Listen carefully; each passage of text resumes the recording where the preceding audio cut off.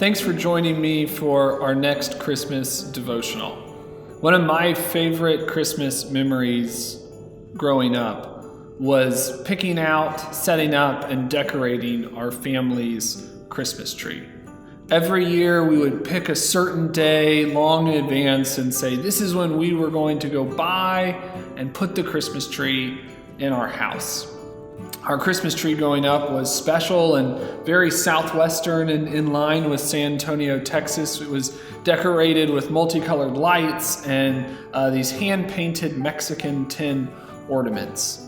There was a whole process in how we would put the ornaments on the tree. My mom would take them out of their packaging one at a time and set them out on the coffee table, and then my brother and I would fight over which ones we liked better and which ones were going to go on the tree, and so we would finally get one and go hang it, and then my dad always supervised everything to make sure that the ornaments were spread out evenly and looked right and caught the Christmas lights on the tree at just the right angle.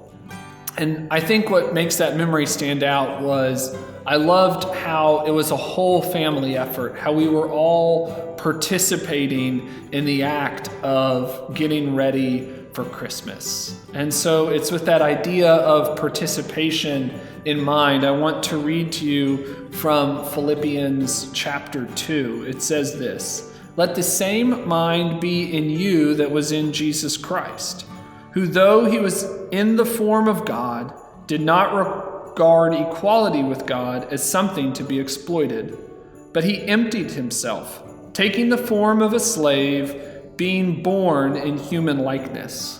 And Paul goes on and says, "For it is God who is at work in you, enabling you both to will and to work for his good pleasure." And I think one of the things we don't always think about at Christmas time, with the idea that Jesus took the form of a man, that Jesus became human so that he could do life with us, was that it was his choice to not only participate in human life here on earth, but he made the way for us in our life with him to participate in God's work.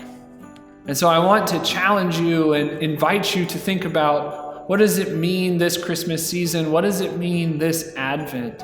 To not just participate in decorating your house for Christmas, to not just participate in Christmas traditions you and your family might have, but what does it mean to participate in God's work during this time?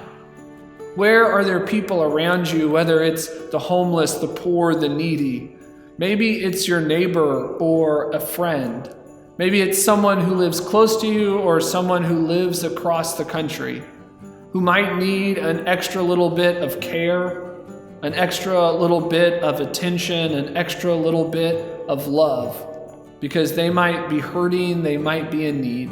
They might need a family, they might need a friend. They might need someone who's willing to participate in the work of God this Advent season and reach out to them to be a sense of light, a sense of hope, a sense of peace, a sense of joy, and a sense of love. I want to encourage you, I want to encourage all of us to participate in God's work during this time.